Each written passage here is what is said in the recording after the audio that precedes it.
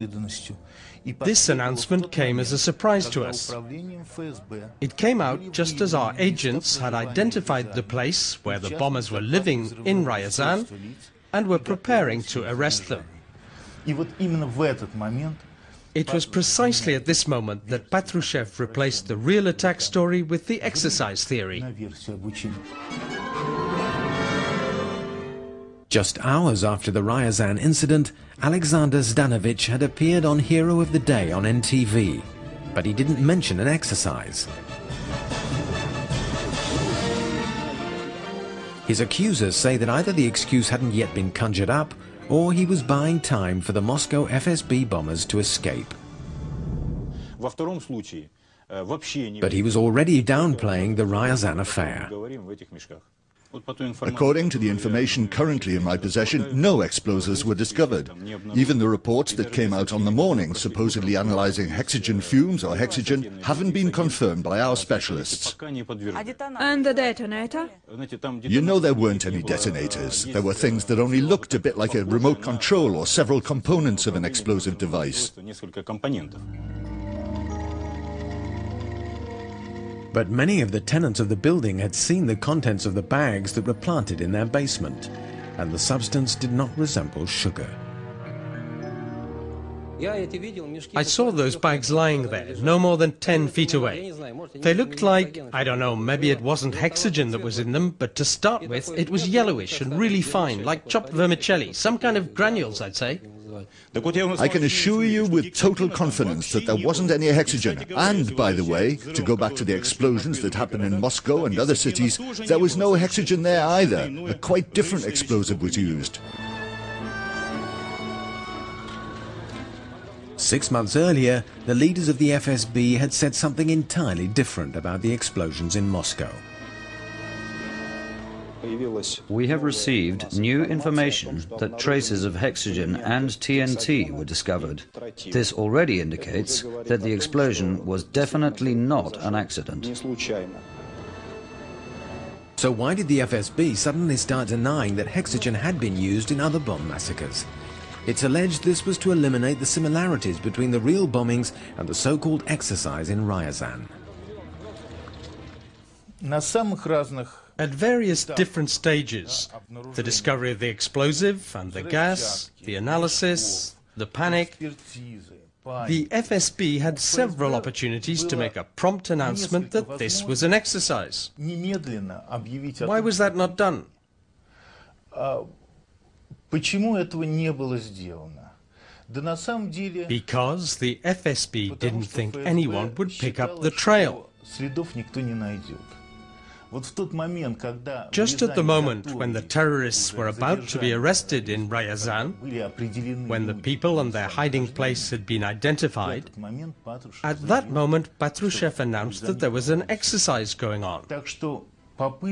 And so the announcement by Patrushev himself that exercises were going on in Ryazan was, of course, an indication that the terrorist attack had been planned from the top, and with Patrushev's knowledge.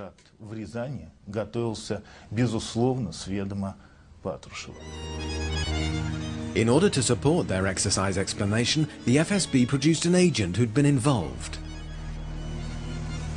The public was presented with a back-to-camera interview of a special services officer. Following orders issued by my superiors at the FSB, as the first step in Operation Anti-Terror Whirlwind, our group was instructed to go to Ryazan to carry out a mission. And that's what we did. We bought sugar and made an imitation detonator. The 3 bags of sugar were purchased at the local market. In order to lend the exercise version credibility, the leaders of the FSB appealed to veterans from its own special units to put on a show of corporate solidarity. Putin has said there are no ex-secret service agents. That's simply the kind of people we are, and no matter what happens, we never retire. The Special Services veterans were poorly rehearsed for the press conference. Or perhaps they simply learned their lines badly. They deliberately pasted over the front plate, like the paper said, and wrote the number in ink. They deliberately didn't paste over the back number because it might attract attention. I went back to have a look at the rear number plate, and sure enough it was the same, a piece of paper with 62 on it, taped over the end of the registration number. Our FSB officers went down there and worked out why the sample analysed had indicated the presence of an explosive. The kind of instrument used for analysis has to be absolutely sterile. But there was old sample material still in it. But what does practically no explosives mean?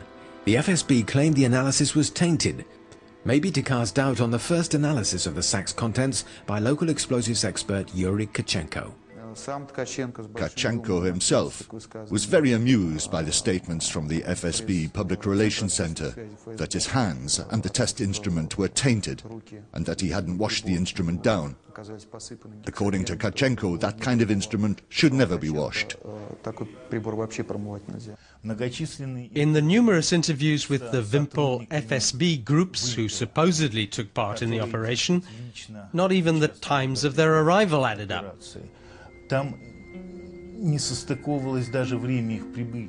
They claimed to have left Moscow on the evening of the same day. But anyone who's travelled from Moscow to Ryazan by car knows that it's physically impossible, whatever speed you're going at, to get to Ryazan so quickly as to have the time to buy sugar in the local market. The FSB claimed the sugar had been bought in the evening, but an operations photo was taken in daylight.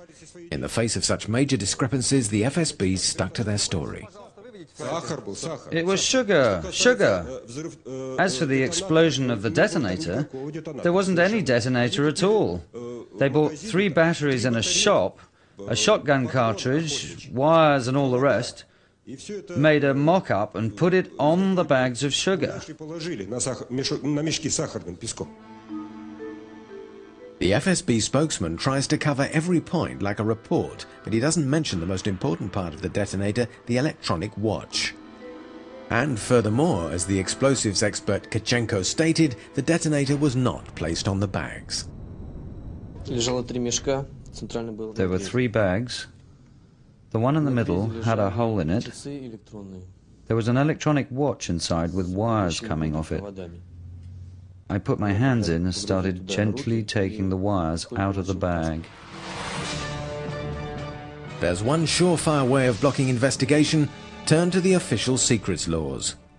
We have people on our secret staff, but we never show them. The pictures we released, when they related the details, were taken from behind. But by all means, show them again. Don't bother. According to what the boss of your investigative department says, there was a cartridge, an imitation detonator. So why didn't Sergeyev figure out it was a mock-up? Stop trying to pull the wool over our eyes. Let's start from the fact that they told us it was sugar in the bags. Does this mean that neither the FSB specialists nor the Interior Ministry know what sugar looks like? People who've seen hexogen just once in their lives could never take it for sugar. You just have to put a bit on your tongue and taste it. You can tell in a couple of seconds. There are no explosives with a sweet taste. Could the evaporation detector have mistaken sugar for hexogen? No, it's not possible. And yet an analysis that requires just a few minutes was dragged out for 6 months in the FSB laboratories. As soon as the investigation's over, I'm prepared to meet you again and give all the details. When might that be? That I can't say. How can it take several months to analyze sugar? Well, there's a queue, you know the way it is.